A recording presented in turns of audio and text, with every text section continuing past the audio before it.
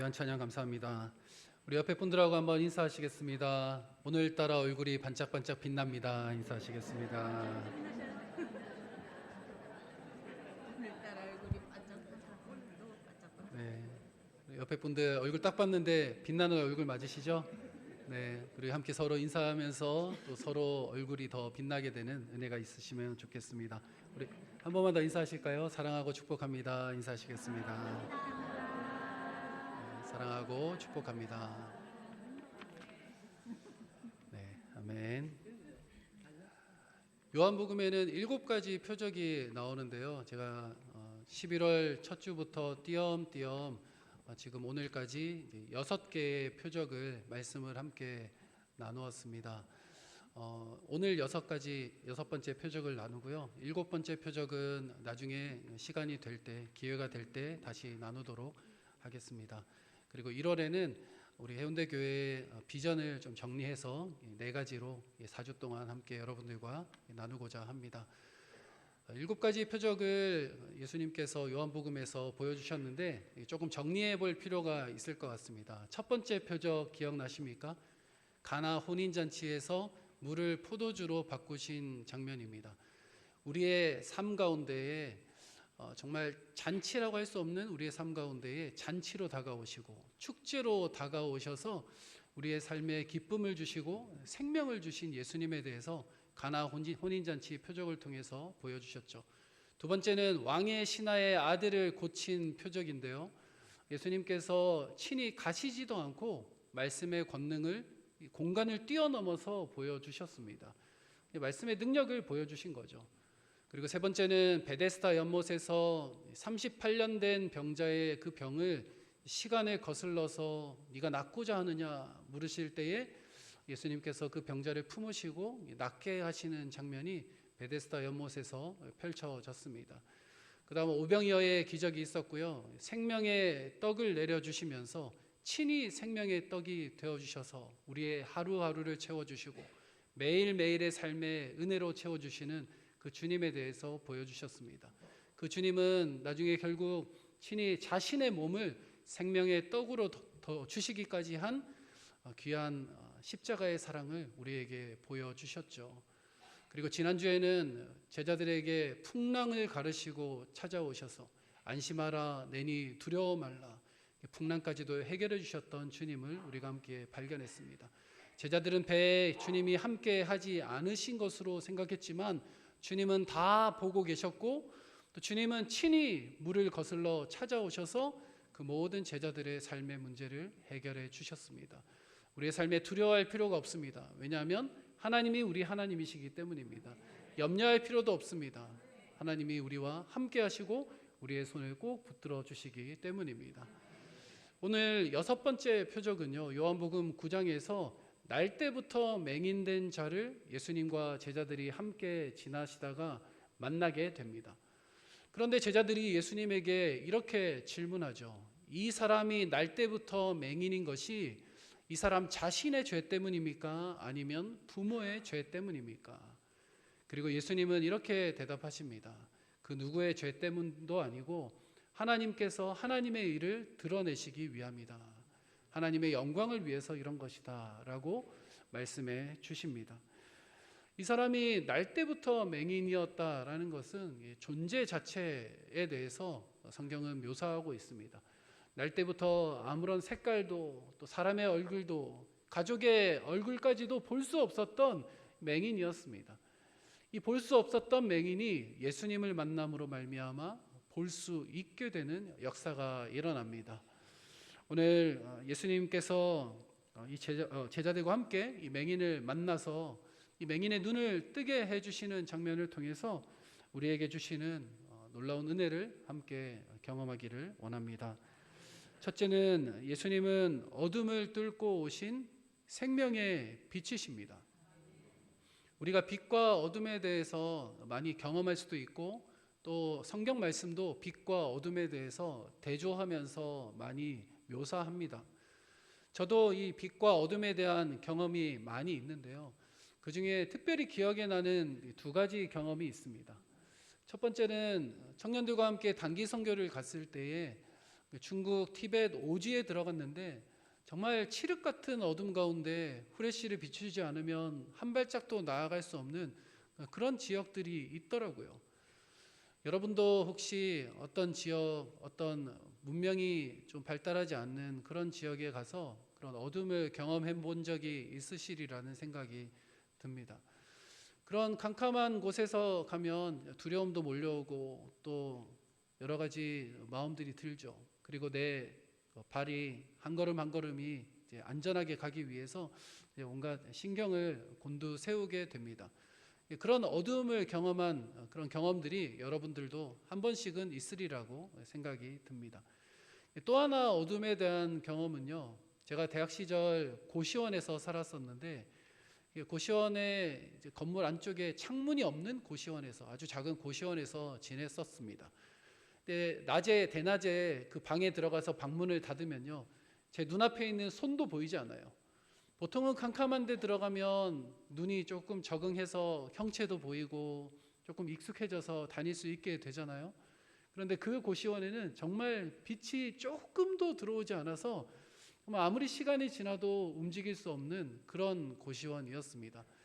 거기서 몇 달을 지나니까 이 사람이 시름시름 알아가는 것 같더라고요. 그래서 제가 고시원 주인분에게 저 창문 있는 방으로 옮기고 싶습니다. 그랬더니 3만 원을 더 내야 된다는 거예요. 햇빛은 하나님이 주신 건데 봉이 김선달처럼 고시원 사장님이 햇빛 장사를 하시는 것을 경험을 했습니다. 그래서 몇 달이 지나고 또 창문 있는 방으로 옮겨서 또 더 한참 지냈던 경험이 있습니다. 이렇게 빛과 어둠에 대해서 우리 삶에서 또 종종 경험해 볼 수도 있고요. 또 성경에서도 빛과 어둠에 대해서 명백하게 대조해서 묘사하고 있습니다. 오늘 맹인은 어둠 가운데 있었던 사람이었습니다. 날 때부터 아무것도 보이지 않았던 캄캄한 가운데 있었던 맹인이었습니다. 하지만 빛이신 예수님께서 이 사람에게 찾아오셔서 밝은 빛, 보게 하는 역사를 베풀어 주셨죠. 예수님은 빛이십니다. 예수님은 맹인에게 다가오신 빛이실 뿐만 아니라 우리 모두에게 다가오신 빛이십니다. 그것에 대해서 요한복음 1장에서는 이렇게 말씀하는데요. 4절과 5절 말씀을 함께 읽어보겠습니다. 시작. 그 안에 생명이 있었으니 이 생명은 사람들의 빛이라. 빛이 어둠에 비치되 어둠이 깨닫지 못하더라. 9절도 한번 읽어보겠습니다. 시작. 참 빛 곧 세상에 와서 각 사람에게 비추는 빛이 있었나니. 아멘. 이렇게 요한은 요한복음 서두부터 예수님을 빛으로 소개하고 있습니다. 예수님은 빛이시다. 생명으로 오신 빛이시다. 그리고 사람들을 향하여 비추는 진정한 참 빛이시다라고 묘사하고 있습니다. 복음서를 처음 읽는 사람은 예수님이 좋은 선생님인가? 또는 그 당시 위대한 지도자인가? 또는 선지자인가? 이 정도로 생각할 수 있습니다. 하지만 사도 요한은 분명하게 예수님은 빛이시다. 예수님은 생명을 전하는 빛이시다. 예수님은 참 빛이시다라고 증거하고 있습니다. 우리의 인생 가운데에도 어두운 부분들이 있죠. 어둠 가운데 살아가는 경우들이 많이 있습니다. 하지만 예수님께서 우리의 인생 한가운데로 오셔서 우리의 인생을 비추시고 그 어둠을 물러가게 하시는 예수님이심을 믿고 경험하시는 우리 모든 성도님들 되시기를 간절히 바랍니다. 오늘 본문에 나오는 이 맹인은 단지 앞을 못 보는 맹인이 아니었습니다.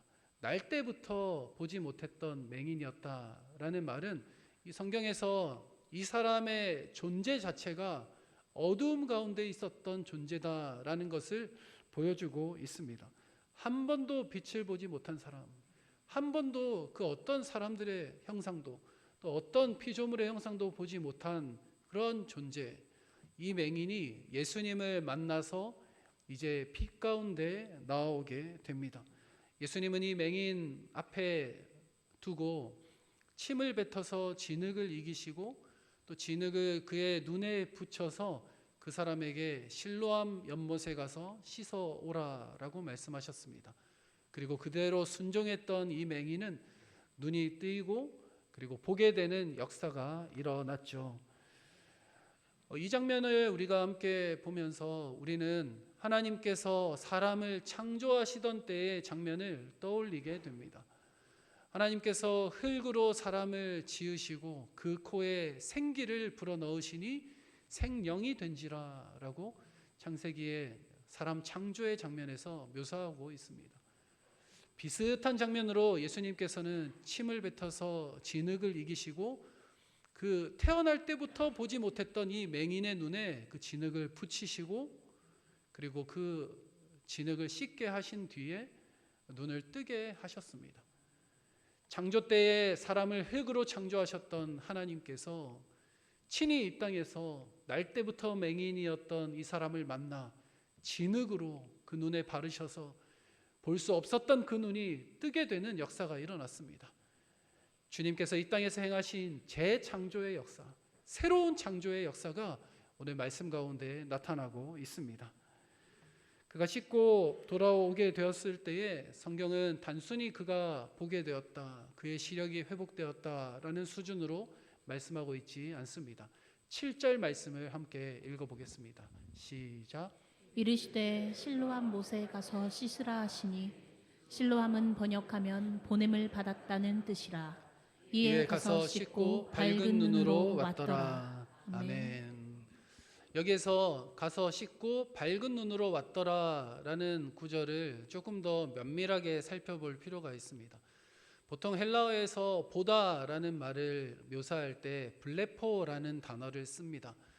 그런데 이 회복되었다, 치유되어서 보다라고 할 때는 이 블레포 앞에 아나라는 접두어를 붙여서 아나 블레포, 다시 보게 되었다라는 단어를 씁니다. 그래서 예수님께서 다른 복음서의 어떤 장면들 가운데서 보지 못하는 사람들을 보게 하실 때에 이 아나 블레포라는 단어가 종종 사용되었습니다.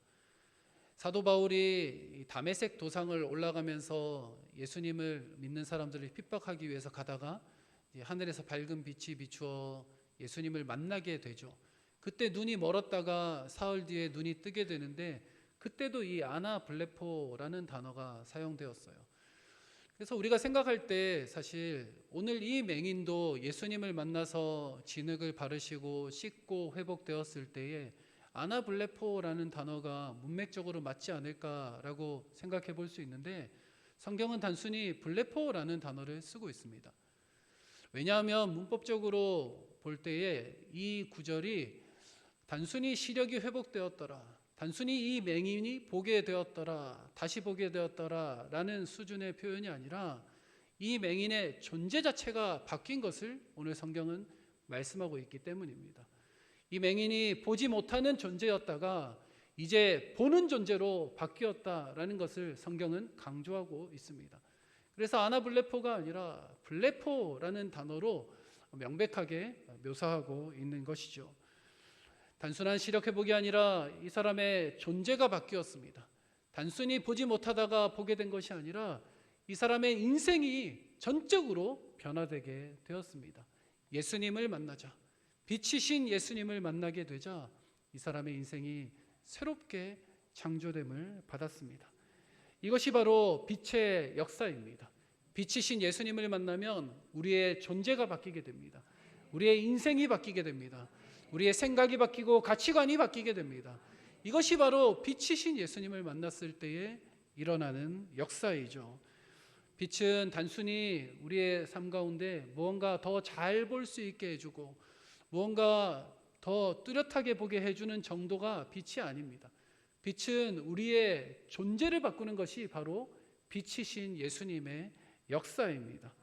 죄와 어둠과 죽음 가운데 갇힌 우리들을 빛이신 예수님께서 찾아오셔서 우리에게 진흙을 이겨 바르시고 씻고 오라 말씀하실 때에 친히 우리의 삶에 새로운 역사, 새로운 시간이 시작되었습니다. 이사야 9장 2절 말씀을 함께 읽어보겠습니다. 시작. 흑암에 행하던 백성이 큰 빛을 보고 사망의 그늘진 땅에 거주하던 자에게 빛이 비치도다. 아멘. 이사야의 이 말씀은 우리가 잘 아는 것처럼 메시아를 예언하는 말씀입니다. 오실 그리스도를 증거하는 말씀이죠. 그런데 빛으로 오신 예수님에 대해서 예언하고 있습니다. 흑암에 행하던 백성들이 큰 빛을 보게 되었다.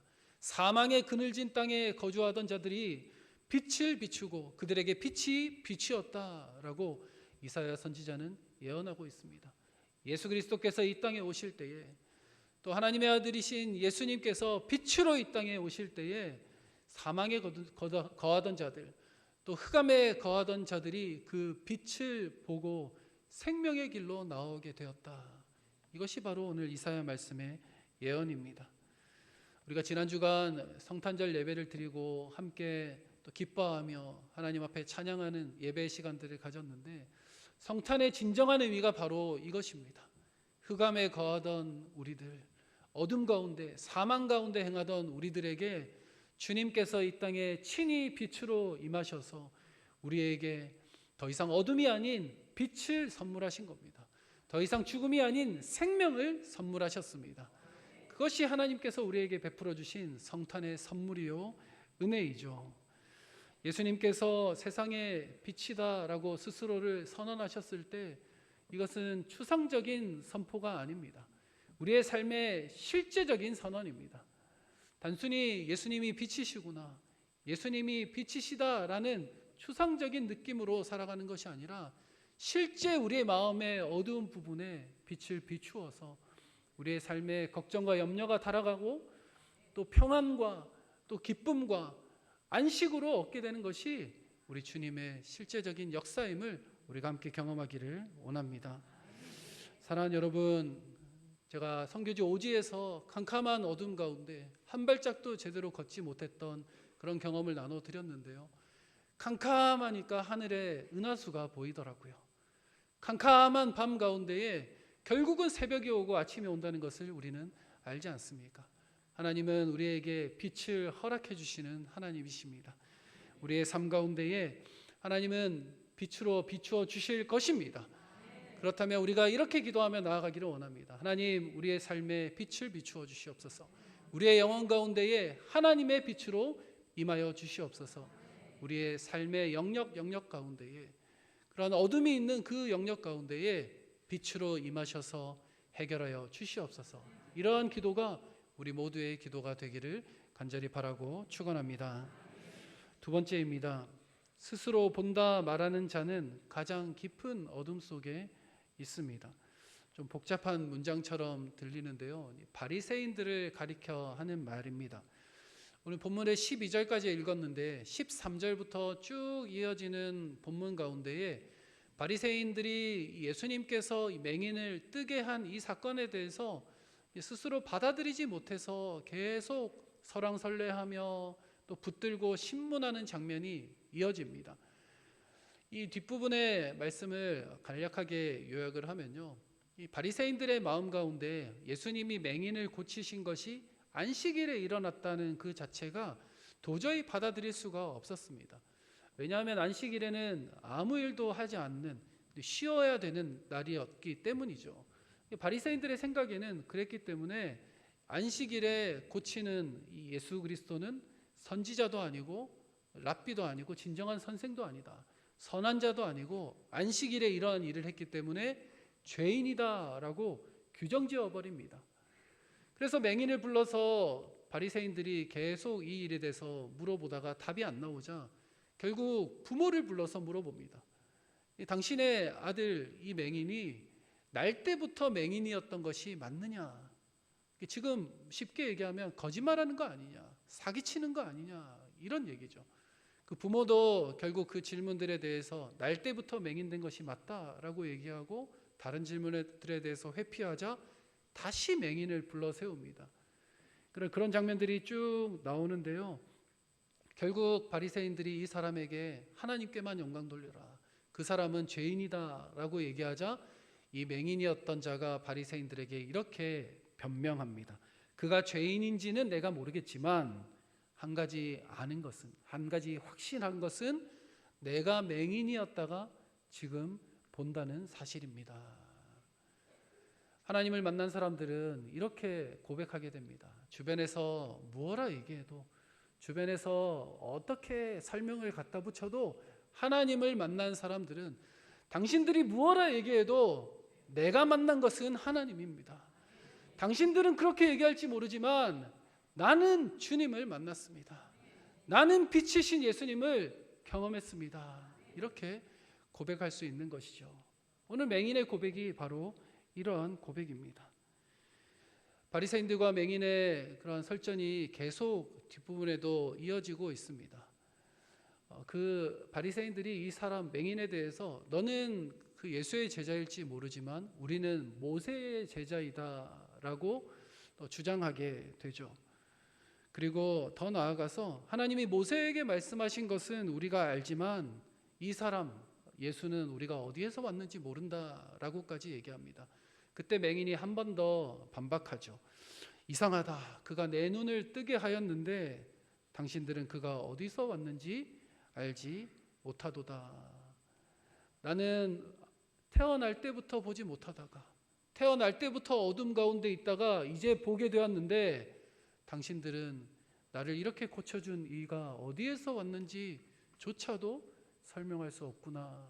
당신들이 진정 이스라엘의 영적 지도자라 할 수 있는가라고 도전하고 있는 것입니다. 그리고 바리새인들은 그 앞에서 말문이 막히고 이제 결국은 떠나가고 맙니다. 오늘 성경은 진정한 맹인이 누구인가 우리에게 도전하고 있습니다. 날 때부터 보지 못했던 그 맹인은 예수님을 만나서 눈을 뜨게 되었습니다. 하지만 바리새인들은 자신들이 모세의 제자라고 하며 구약의 율법 또 말씀을 잘 아는 자들이라고 주장하고 있지만 정작 그들은 영적 맹인으로 살아가고 있었습니다. 인간의 눈으로 보기에는 예수님 앞에서 고침받은 그 맹인이 맹인인 것처럼 보였지만 하나님 눈에는 바리새인들이 영적 맹인이었던 것이죠. 요한복음 9장 39절 말씀을 한번 다시 읽어보겠습니다. 시작. 예수께서 이르시되 내가 심판하러 이 세상에 왔으니 보지 못하는 자들은 보게 하고 보는 자들은 맹인이 되게 하려 함이라 하시니. 아멘. 예수님께서 이 세상에 심판을 위해서 오셨는데 보지 못하는 자들은 보게 하고 보는 자들은 오히려 맹인이 되게 하시는 그런 역설을 말씀해주고 계십니다. 이 말을 들은 바리새인들은 찔림이 있었겠죠. 그리고 이렇게 반응합니다. 그렇다면 우리도 맹인인가? 우리도 맹인이라는 말인가? 예수님이 이어서 말씀하시죠. 너희가 맹인이었더라면 죄가 없었으려니와 본다고 하니 너희 죄가 그대로 있느니라 라고 예수님께서 말씀해 주십니다. 바리새인들은 자신들이 보는 줄 알았습니다. 바리새인들은 자신들이 다 안다고 느끼고 있었습니다. 하지만 정작 예수님 앞에 너희가 맹인이다. 너희가 영적 맹인이다 라고 책망받는 바리새인들이었습니다. 사랑하는 여러분, 우리는 과연 어떠한 모습 가운데 있습니까? 영적 맹인의 모습이 혹시 우리의 마음의 어떠한 부분 가운데 있지는 않습니까? 오늘 본문 말씀을 통해서 우리 스스로를 돌아보고 점검해 보아야 하겠습니다. 바라기는 예수님께서 고쳐주셨던 그 맹인, 육신의 눈은 날 때부터 어둠 가운데 있었지만 예수님을 만나 빛 가운데 나왔던 그런 맹인, 그리고 예수님의 길을 따랐던 그런 빛을 만난 사람의 삶을, 그러한 은혜를 우리가 따르며 나아가는 우리 모두가 되기를 간절히 바랍니다. 세상의 유혹 시험이라는 찬양이 있습니다. 그 3절 가사에 이런 가사가 있는데요. 주위를 둘러보면 아무도 없는 듯 믿음의 눈을 들면 보이는 분 계시네. 지금도 내 안에서 역사하고 계시는 사망과 어둠의 권세 물리치신 예수님. 우리가 믿음의 눈을 들기 전에는 주변을 아무리 둘러봐도 보이는 것이 없는 것처럼 보입니다.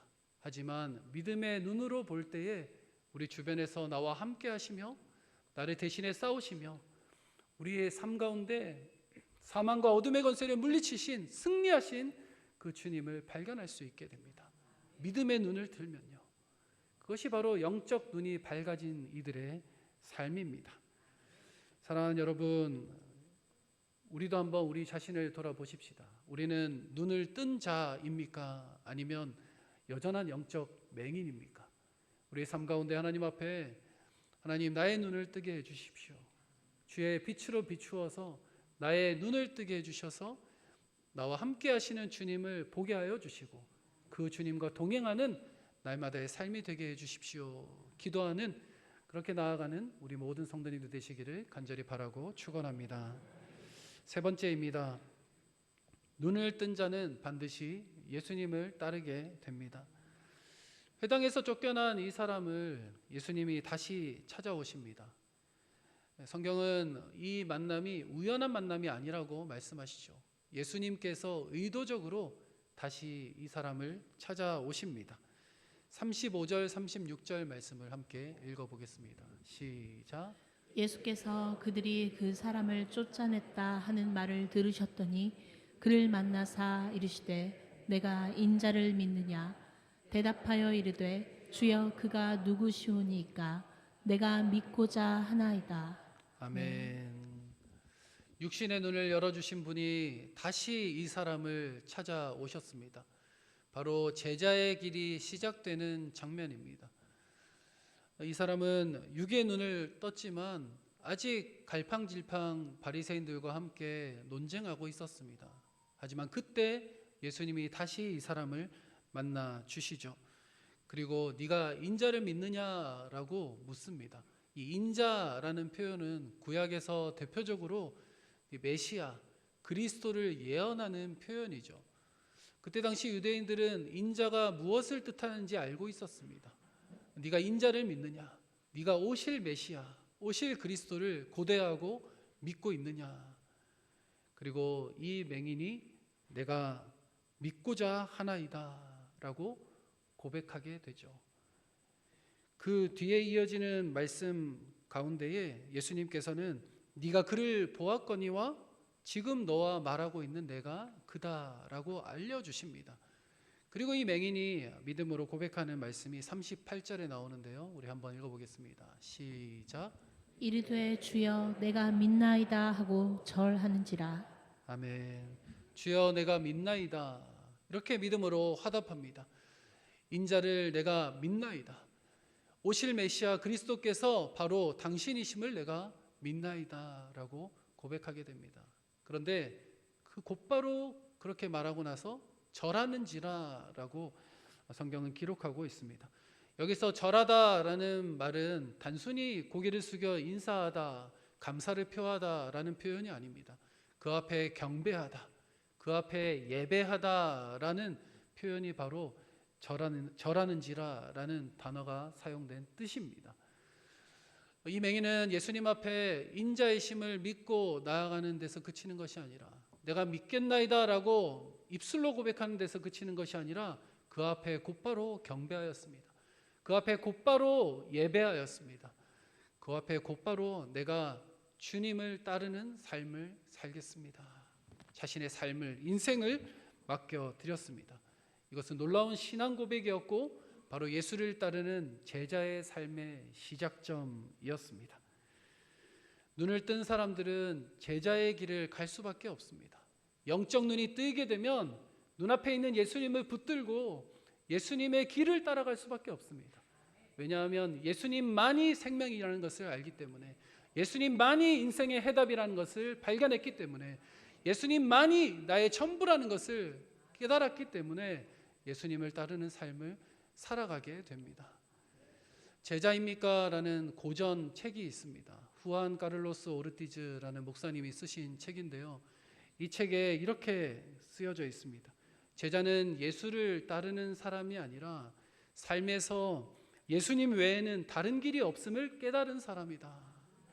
단순히 내가 예수를 따르겠습니다, 입술로만 고백하고 자기 마음대로 살아가는 삶이 아니라 인생길에 있어서 예수님을 따르는 길 그 외에는 아무런 길도 없음을 깨닫고 주님 따르는 길로 나아가는 것이 바로 제자의 길이다라는 말씀이죠. 예수님만이 참 생명이 되십니다. 예수님만이 참 빛이 되시고 진정 우리가 따라가야 할 길이십니다. 우리 인생에서 무슨 의미를 발견할 수 있겠습니까? 진정한 왕이시오 주인이신 그 예수님 붙들고 나아가는 것만이 우리의 삶에서 유일하게 따라야 할 길임을 믿고 나아가시는 모든 성도님들 되시기를 바랍니다. 이 말씀은 우리를 향한 도전이 되는 말씀이죠. 우리는 예수님을 과연 만났는가? 빛이신 예수님이 우리 안에 들어와 있는가? 우리가 스스로 돌아보고 점검해보는 우리의 삶이 되어야 하겠습니다. 우리가 주님을 만났다면 주님을 붙들고 주님만 따라가는 우리의 삶이 되기를 원합니다. 세상 모든 소리들 다 뒤로하고 나의 모든 욕심과 가치들 다 내려놓고 주님만 왕으로 모시고 주님만 나의 주인으로 모시고 나아가는 우리의 삶이 되기를 원합니다. 그러한 제자의 삶, 생명의 길로 나아가시는 모든 성도님들 되시기를 간절히 바라고 축원합니다. 말씀을 마무리하겠습니다. 어제 은퇴식이 있었는데요. 참 순서마다 제 마음을 울리고 은혜의 시간으로 감사하며 나아가는 시간들이었습니다. 일부 예배를 드릴 때에도 말씀과 찬양이 은혜스러웠지만 또 2부 순서마다 참 하나님 앞에 또 여러 가지 깨달음도 있었고 또 감사로 올려드렸던 그런 시간들이었어요. 그 중에 큰 울림이 있었던 시간이 있었는데요. 우리 최병일 원로 목사님의 손녀 수아가 자신이 쓴 시를 낭독하는 시간에 제 마음에 참 큰 울림이 있었습니다. 1층에 배너에도 그 시가 있어서 제가 다시 한번 찬찬히 읽어봤는데 제가 한 부분을 다시 낭독해 드리겠습니다. 나는 세상에 아름다운 것 3가지가 있어요. 첫째, 둘째 얘기를 했고요. 셋째는 작품이에요. 할아버지가 걸어오신 길은 어둠을 밝히는 작품이에요. 평생 목회를 하면서 그 걸어온 길이 어둠을 밝히는 길이다라고 사람들이 평가한다면 그 길은 보람된 길이 아니었을까라는 생각을 해보았습니다. 그리고 하나님이 보시기에도 네가 걸어온 길이 어둠을 밝히는 길이었다라고 말씀해 주신다면 목회자로서 더할 나위가 없을 것 같다는 묵상도 해보았습니다. 그래서 제 마음 가운데도 소망이 생겼습니다. 제가 걸어가는 평생의 목회의 길 가운데에 하나님 앞에서 사람 앞에서 어둠을 밝히는 길이었다라고 그렇게 인정받을 수 있는 그런 목회의 여정이 되면 좋겠다라는 소망하는 마음이 생겼습니다. 어제 함께 은퇴하신 직분자 분들에게도 마찬가지이시겠죠. 열심으로 섬기고 하나님을 의지하고 나오셨던 믿음의 길 가운데에 여러분들이 걸어오셨던 그 길도 어둠을 밝히시는 길이었음을 믿습니다. 사랑하는 성도 여러분, 우리가 성도로 살아가면서 믿음을 가진 예수의 제자로 살아가면서 우리가 여러 가지 추구할 비전들 또 걸어가야 할 사명의 길이 있겠지만 어둠을 밝히는 예수님의 빛 대신 그 길을 따라가는 우리 모두가 되기를 원합니다. 빛이신 예수님을 닮아 작은 빛으로 그 어둠을 밝혀내고 그 예수의 길을 한 걸음 한 걸음 따라가며 그 어둠을 물리치게 하는 모든 예수의 제자, 빛의 삶을 살아가시는 모든 성도님들 되시기를 간절히 바라고 축원합니다. 함께 기도하시겠습니다. 하나님 아버지 감사합니다. 이 땅에 어둠을 가르시고 빛으로 오신 주님을 찬양합니다. 우리도 그 빛을 따라가며 어둠을 밝히는 주의 제자가 되게 하여 주시옵소서. 한 해를 마무리하며 빛 가운데 행하기로 결단하는 은혜가 우리 모두 가운데 있게 하여 주시옵소서. 예수님의 이름으로 기도드립니다. 아멘. 찬송가 391장 찬송하신 후에 드리신 예물을